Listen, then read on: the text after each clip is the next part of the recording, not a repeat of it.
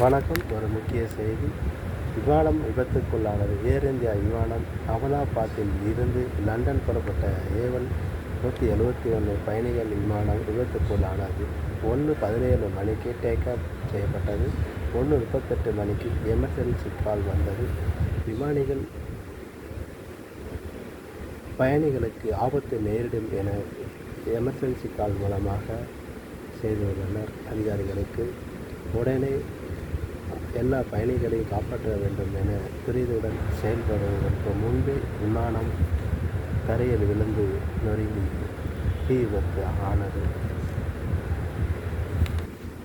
இதில் 242 பயணிகள் உட்பட மற்றும் 10 பணியாளர்கள், 2 பச்சிளம் குழந்தைகள், மேலும் குழந்தைகள் 11 பேரும், சிறுவர் சிறுமியர்கள் 217 பேரும், அதில் 53 பேர் இங்கிலாந்து நாட்டை சேர்ந்தவர்களும், போர்ச்சுகல் சேர்ந்த 7 பேரும், கனடாவை சேர்ந்த ஒருவரும் உள்ளதாக அறிவிப்பு தகவல் வெளியாகியுள்ளது.